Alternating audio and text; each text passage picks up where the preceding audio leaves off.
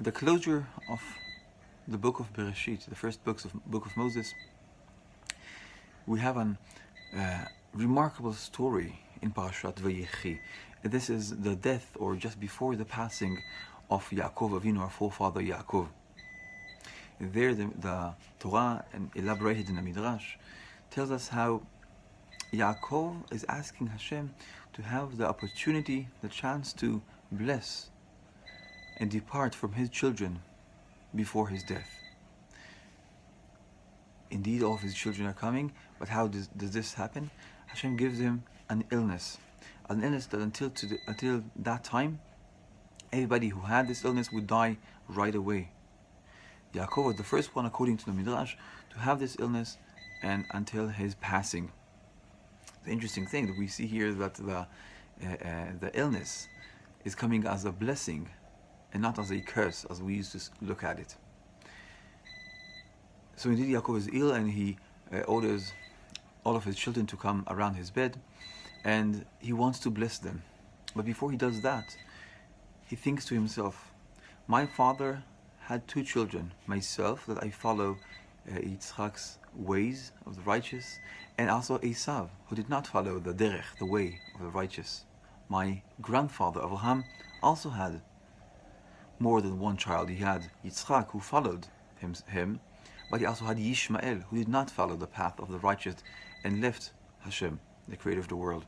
Maybe I, Yaakov Avinu, is asking, also have some of my children who do not follow my ways, do not follow Hashem?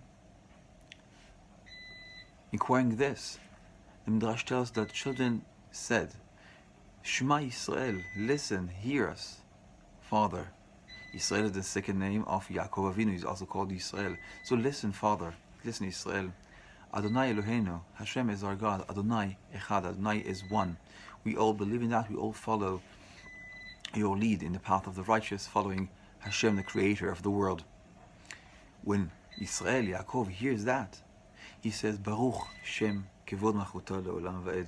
Very interesting. This is the tradition we have to say twice a day, Shema Yisrael Adonai Eloheinu Adonai Echad, out loud, and then with an undertone to continue with Baruch Shem Kevod Malchuto Le'olam Va'ed. Shema Yisrael was written in the Torah, was written in Moses' book, so we say that out loud.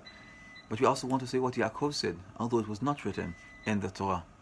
So, as a compromise, we say that in an undertone, whispering Baruch Shem Kevod Malchuto Le'olam Va'ed.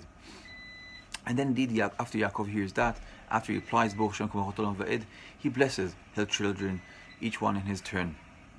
I would like to draw on this midrash about this toxic notion that we see many times with couples, and this is taking things for granted.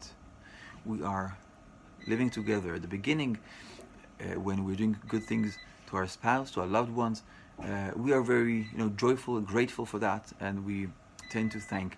But as time passes by, we forget how awesome every small deed that is being done for us actually is, and we stop thanking for that.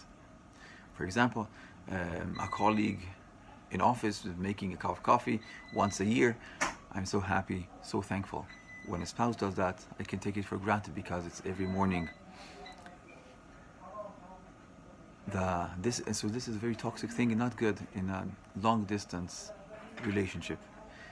A worst outcome that can come out of this, not having this feeling of gratitude, is the feeling of I deserve this, I deserve that.